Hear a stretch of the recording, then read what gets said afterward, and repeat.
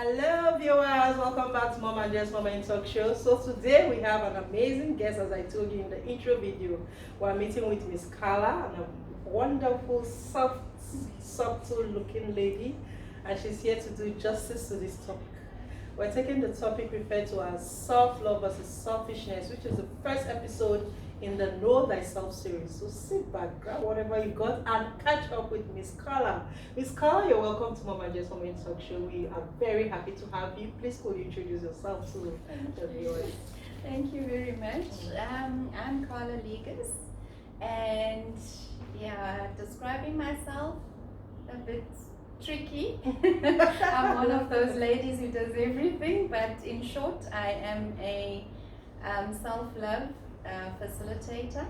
I also do business development. I'm a life and business coach as well, plus everything else in business. So that's me. Viewers, she is just one all-in-one. So in case you need some retreats, you need some life coach advices, please contact me and I'll link you up with Miss Carla. Once again, you're welcome to Mom and Jess. So we're treating the topic self-love versus selfishness. Apparently, so many people indulge in selfishness and mistake that for self-love.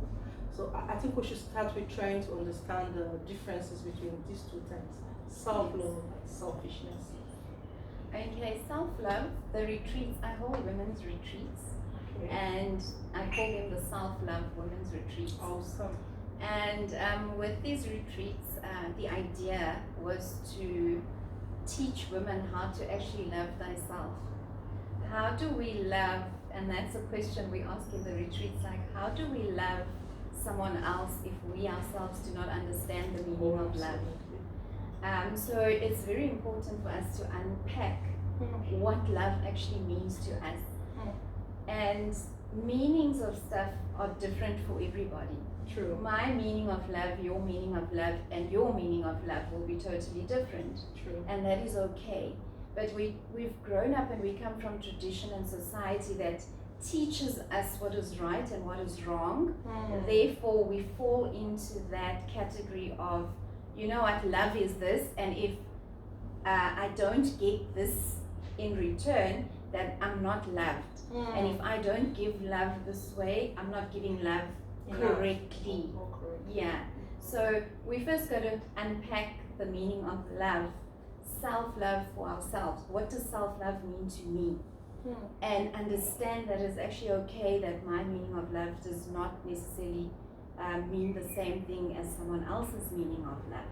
And then once I've unpacked self-love for me and the meaning of love for me, I'm able to give it out. And what I get back, I would accept, because I now understand what love is for me. Yes. So I know that people tend to say, you know, women are going, especially when they come to the retreats, it's, oh, you have these self-love retreats, you're teaching women to be selfish, and you have to understand and love yourself. How am I going to love my kids? How am I going to love my husband, for that matter, if I don't understand what love is and I don't give myself enough love? True. And I don't give myself enough love at all. So selfishness, I would not say is, you could even put it or define it in close proportion as self-love. Okay. So what is that distinct line that draws the two terms? I have to, because my understanding would be, I have to, in order for me to love myself, there are instances where I need to be selfish. I cannot be giving if I myself am empty. Part of self-love is filling my cup.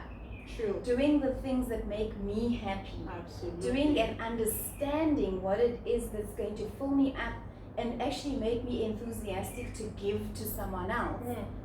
So if I keep on giving and I'm empty, I'm building resentment, because I'm doing things out of obligation for people, and I myself am actually wondering, but who's going to actually do these things for me? And guess what? No one is going to do it for you. You've got to do it for yourself, and you've got to be very clear and define for yourself what it is that love means to you. So that's why I say selfishness for me is, it's two-pronged. It's two-pronged because there is selfishness There's a good selfishness and there's a bad one. Thank you so much, Yes. Ms.Carla. So please let's get to know, tell us, I'm sure the viewers would love to know why it is important for people to love themselves. Why is it important really?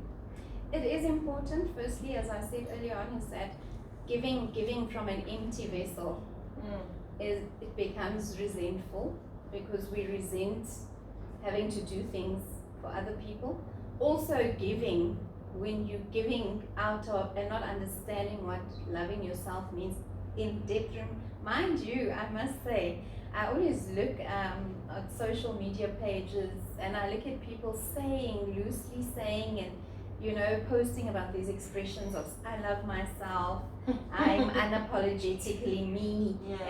But these are expressions people just post loosely, and I don't think people actually go in detail and unpack the meaning of each of these phrases they use for themselves.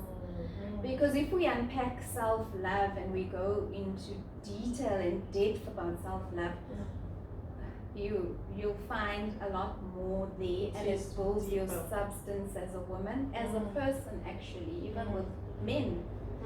If you can understand that meaning of self-love for yourself, it really changes perspective on a lot of things that you've built on or learned throughout your life. Thank you so much. This is very mind-blowing. Viewers, I'm sure you're picking something from all that Ms.Carla has said.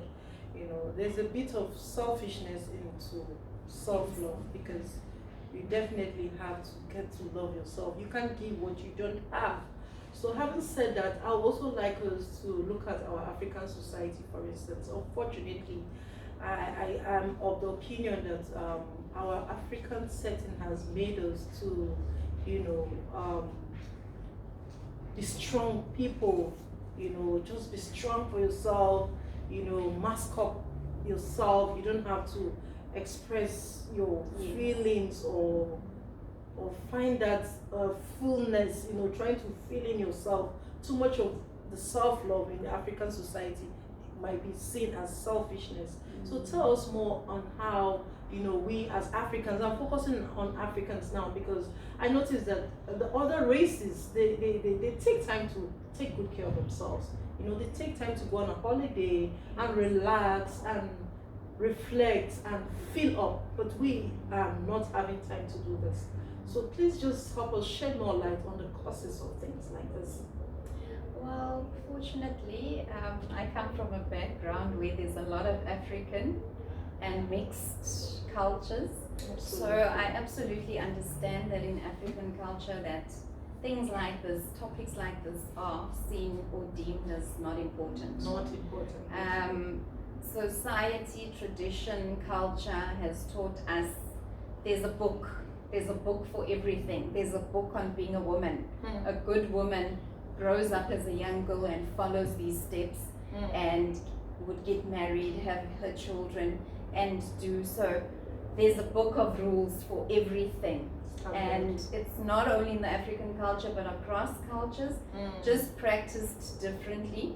However, that is what we know best. So at this point, and whatever point you are in your life, you don't go back and shame or blame, but let us look at what culture has taught us and where we've come from, in our experiences, what we've learned, what our traditions and everything else has brought us, and it's made us the people who we are. Absolutely.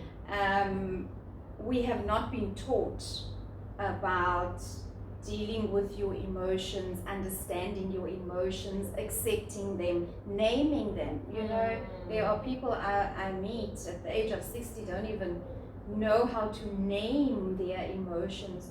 So emotion is not something that we have been really taught to recognize and to actually take time with. Therefore that we always try and shut out. And in our growth and trying to understand who we are, there's something missing. True. because we just have to be strong. And if we look at the rule books that we've been given throughout our lives, it's mainly you've got to be strong, you've got to overcome this, you don't sit, you've got to do this, you've got to do, it's all about doing. You've got to be tough, you've got to, and there's nothing about being, you know. So even this day and age, and in the women's retreats that I have, why I call them retreats, we're not in some secluded, someone asked me, said, you call women's retreats, but you're right in town. A retreat is supposed to be a secluded place, and you know, people can go and explore the countryside, and I'm saying I use the name retreat because it's got a deeper meaning to it. Women have to come out of the environments they're comfortable and used to, and come into a space where they can actually retreat and get to know themselves and get to understand who they are, and actually get to reintroduce and say, hey Carla, who are you? How are you? You know? So the retreat for me is based on getting back to that little girl you were between the ages of, from birth, let me say, to 10 years old. The first decade of your life is the retreat, reintroducing you to you, finding yourself and understanding, because if we don't go back there, we're going to have difficulty with loving ourselves. Who are we? Who am I loving? Because I don't even know myself anymore. I do everything because I've been taught. I follow the rule book. And yes, things have not been working for me, but you know, I've learned to be okay with what's not working in my life, because that is what is deemed as good. That's what will make me a good mom. That's what will make me a good wife, and so forth. So yeah. Oh, Ms. Carla, you said so much. Let's wrap it up by giving the viewers, steps on how they could begin to love themselves. I think people struggle with knowing what steps to take in loving themselves.